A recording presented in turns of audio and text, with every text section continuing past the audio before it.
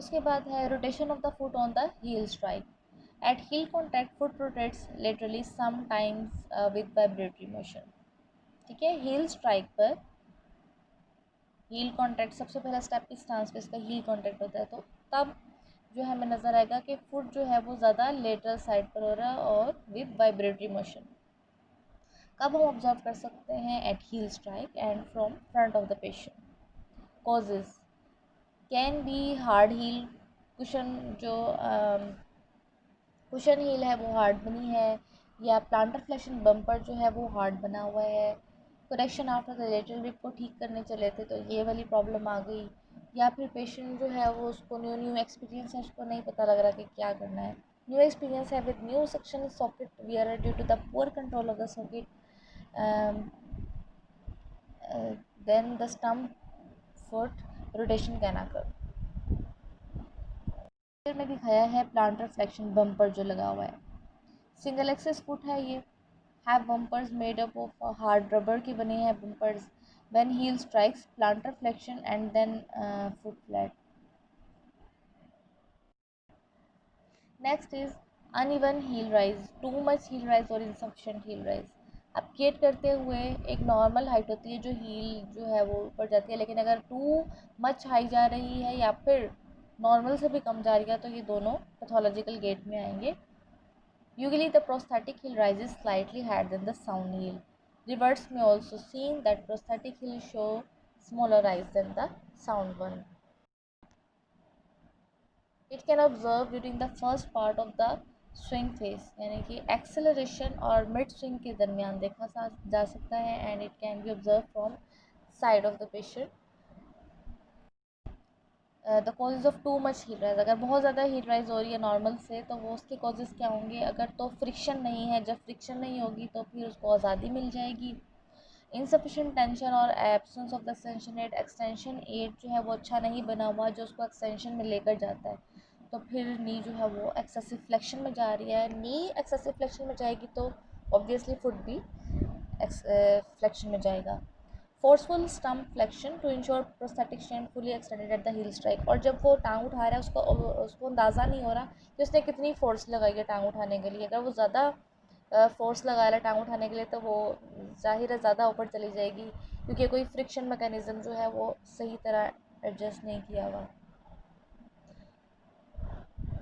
Next is अगर insufficient heel rise है यानी कि नॉर्मल से कम हो रही है तो उसका है कि अगर उसमें फ्रिक्शन कम थी, यहाँ पर कॉज हो सकता है कि बहुत ज़्यादा फ्रिक्शन दी हुई है और एक्सटेंशन नेट जो लगाया वो टाइट बनाया हुआ है, जो उसको एक्सटेंशन में ही रख रहा है, उसको फ्लेक्शन में जाने नहीं दे रहा ज़्यादा, या फिर उसको कोई फियर है, अंदर ही इनसिक्योरिटी है, वो खुद नहीं करना चाहता, और मैनुअल नी लॉक है, वो नी लॉक जो है उसको अनलॉक करना भूल जाता है या उससे होता नहीं है चलते हुए। Terminal swing impact deceleration phase में नज़र आएगा। Description is prosthetic shank comes to a sudden stop with forcible impact as knees goes into the extension. जो जहाँ पर नी जॉइंट बनाया गया है, प्रोस्थेटिक नी जॉइंट है, वहाँ पर जो है वो जो शैंक और सॉकेट है उसके दरमियान जो है वो सडन एक्सटेंशन फोर्स जो है वो एक्सेसिव लग रही है, जिसकी वजह से सडन बकलिंग होने के चांसेस, आपस में टकराने के चांसेस सॉकेट और शैंक के। ठीक है, वहाँ पर शॉक पैदा होगा, सडन स्टॉप होगा एकदम से, जिस सॉकेट ने शैंक की एक्सटेंशन को सडन स्टॉप किया तो उससे क्या होता है? ये टर्मिनल स्विंग इम्पैक्ट है। when to observe at the end of the swing phase and how to observe from the side of the patient. Causes can be insufficient friction on the prosthetic side, क्योंकि friction mechanism अच्छा नहीं है इसलिए smoothly friction नहीं पैदा हुई, और tension on the extension aid, too much tension जो है वो एक्सटेंशन एड में थी, और fear of buckling cause the sharp extension of the stump as knees approach full extension, fully extend हो गया और एकदम से सडन एक्सटेंशन में गया। सडन एक्सटेंशन में किया जिसकी वजह से शैंक जो है वो सडन सॉकेट ने उसको सडन जो है उसकी वॉल के साथ टच हुआ and digs the heel into the ground, और यहाँ पे आप फिगर में देखें कि हील भी जो है उसकी वजह से ग्राउंड में ज़्यादा अंदर जा रही है, यानी उसको ऐसा शॉक लगा है कि उसकी हील जो है वो सडन उस पर ज़्यादा जोर, हील वाली साइड पर ज़्यादा प्रेशर पड़ा है।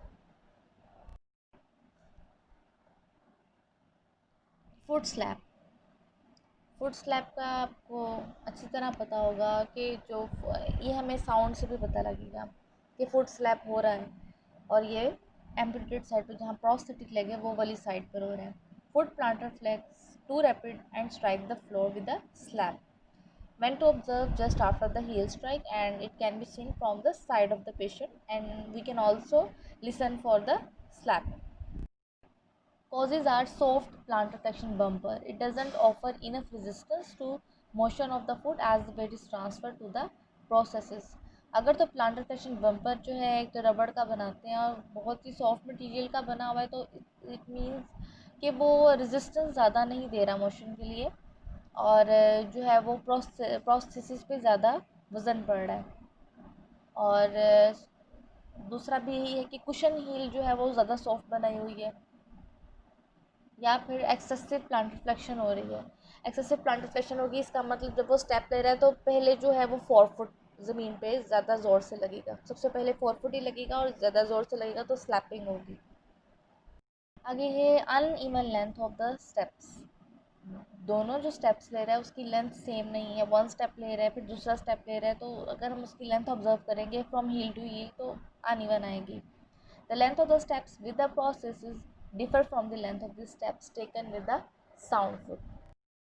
How can we observe, and when we can observe?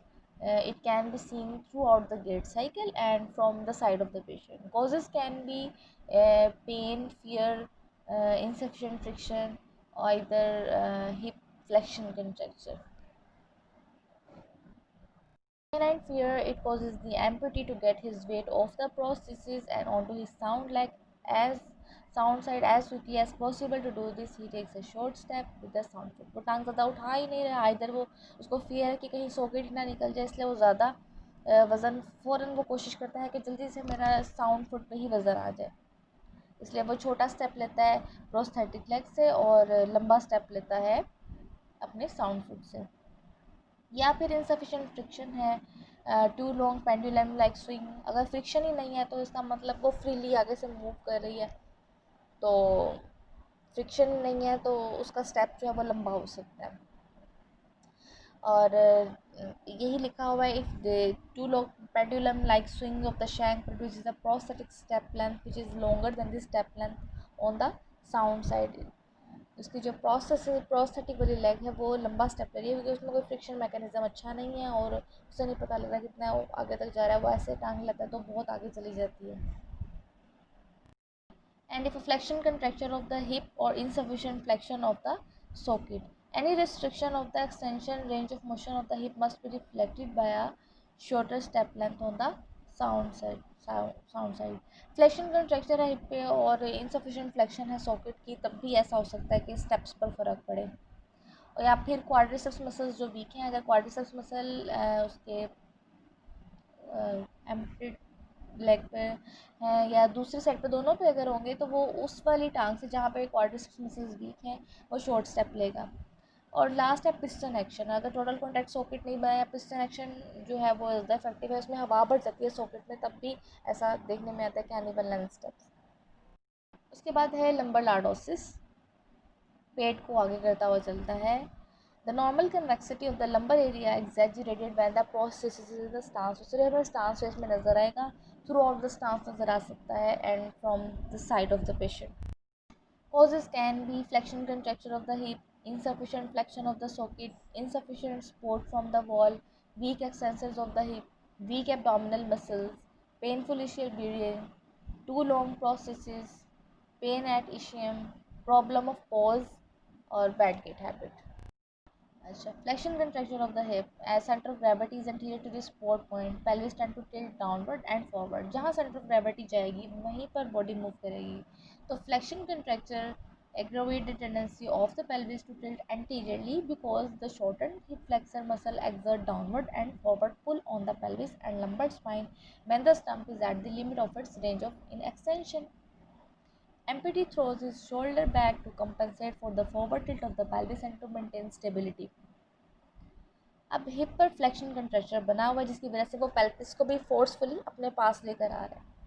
लेकिन अगर वो फोर्सफुली आगे चला जाएगा तो गिरने का खतरा हो सकता है। दैट्स वाई वो अपर ट्रंक की शोल्डर वाली साइड से, अपर ट्रंक वाली साइड से वो फोर्स लगा रहा है पीछे की तरफ, ताकि वो आगे गिर ना जाए। और पेल्विस उसका जो है वो फॉरवर्ड ही टिल्ट कर रहा है, जिसकी वजह से सेंटर ऑफ ग्रेविटी आगे जा रहा है और बॉडी जो है वो मजबूर है सेंटर ऑफ ग्रेविटी को फॉलो करने के लिए। Insufficient flexion of the socket भी एक मसला हो सकता है कि जो सॉकेट है उसकी जो फ्लेक्शन एंगल जो है वो ठीक नहीं बनाया, और initial flexion of the socket is insufficient है फ्रॉम द वॉल, यानी कि फॉल्टी अलाइनमेंट है, वॉल ही ठीक नहीं है। When support from brim of the interior socket wall is insufficient.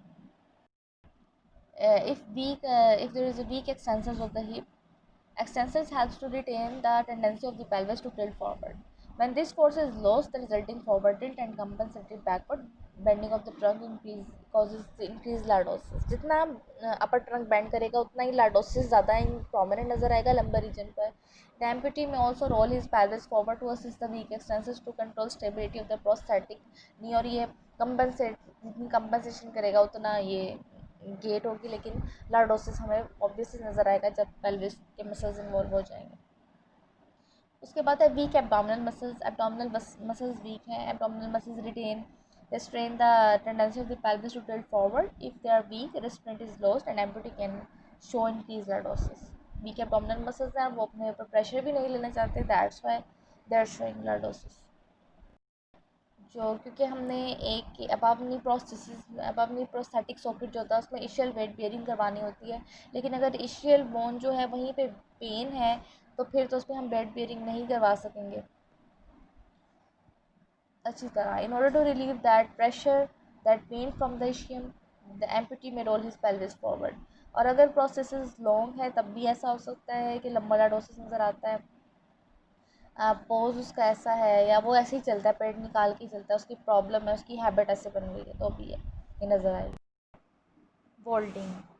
During walk, amputee bobs up and down. He raises his entire body by excessive blunt reflection of the sound. The amplitude of the vertical displacement exceeds that which is a characteristic of the normal gait. देखा जाएगा कि वो ऊपर नीचे होता है. This is called bobs up and down. जब prosthetic वाली साइड स्विंग फेस में जाएगी तब इसको हम ऑब्जर्व कर सकते हैं, क्योंकि हमने साउंड लेग को ऑब्जर्व करना है। और it can be seen from behind the patient और from the side of the patient. Causes can be if there is insufficient friction on the prosthetic knee, if the length of the process is long, patient is fear or having insecurity, if he has a painful stump, sensitive stump, or if there is a bad gait habit. If is insufficient friction on the prosthetic knee. In normal, maximum body elevation occurs when supporting limb is in the middle of the stance face and the other limb swings alongside it. When there is insufficient friction, there is usually excessive heel rise and shacks take a longer step to swing forward. Because of this time lag, the body is no longer at maximum elevation as the prosthetic foot is at its lowest point in the swing through, and the prosthetic foot would fail to clear the ground unless the amputee gained additional time and clearance by the vaulting. That's why he is using bob and up, because he cannot clear the ground like a normal, इसलिए वो bob up and down करके step लेना चाहता है. Next cause is excessive length. Amputee vaults to gain additional clearance so that the prosthetic foot will clear the ground as it swings through. Factors that may produce excessive length can be if the amputee uses little or no knee flexion because he has a fear or he has a feeling of insecurity, and if there is a manual knee lock, उसको खुद lock unlock और lock करना पड़ रहा है क्योंकि it is manual, तब भी ऐसा हो सकता है कि वो करना भूल जाए या सडन, क्योंकि अब वॉक करते हुए उसे याद नहीं रह रहा, तो अनलॉक लॉक मैकेनिज़्म है. और एक्सेसिव फ्रिक्शन है, फ्रिक्शन बहुत ज़्यादा है, फ्रिक्शन बहुत ज़्यादा होगी तो इसका मतलब नी एक्सटेंशन में ही रहेगा, नी जॉइंट फ्लेक्शन में नहीं जा रहा. या फिर इनएडिक्वेट सस्पेंशन है, कोई भी बेल्ट लगाई है हमने, सिलिसियन बेल्ट लगाई है, पेल्विक बेल्ट जो भी लगाई है वो इनएडिक्वेट है, वो अच्छी तरह सस्पेंशन नहीं दे रही है और ख़तरा है कि या तो ये उतर के गिर जाएगी ड्यूरिंग वॉक, और नी फ्लेक्शन में जाएगी तो उतर जाएगा, स्लिप हो जाएगा, और या फिर टोटल कॉन्टैक्ट नहीं है जिसकी वजह से सॉकेट में हवा भर रही है, पिस्टन एक्शन शो हो रहा है. Due to this too small socket empty can not come close to the ischial seat, और अगर सॉकेट की सीट ही स्मॉल है तो देर इज़ अ चांस कि वो जो इशियल वेट बेयरिंग करवानी है वो इशियल कंटेनमेंट सॉकेट ही नहीं है, जिसकी वजह से वो सॉकेट से उतर है। क्योंकि जितना अबव नी में हमने बॉल्स ही ऐसी बनानी होती हैं क्वाड्रिलेटरल कि वो पूरा कवर करे, टोटल कॉन्टैक्ट हो, लेकिन अगर वो नहीं है, स्मॉल है, तो there is a chance to slip off the socket. और prosthetic foot set in the plantar flexion, अगर प्रोस्थेटिक फुट ही जो है वो प्लांटर फ्लेक्शन में ज़्यादा है, फुट ही प्रोसेस प्रोस्थेटिक फुट जो है प्लांटर फ्लेक्शन में रहेगा, तो लेंथ भी प्रोसेस ज़्यादा हो जाएगी और ड्रैग होने के चांसेस है, ड्रैग से बचने के लिए वो बॉब एंड अप करेगा। Other causes are tear sensitive और पेनफुल स्टम्प है अगर उसका, और वो खुद नहीं चाहता कि उस पेनफुल जगह पे स्टम्प सॉकेट जो है वो टच हो ज़्यादा, इसलिए। और बैड गेट हैबिट,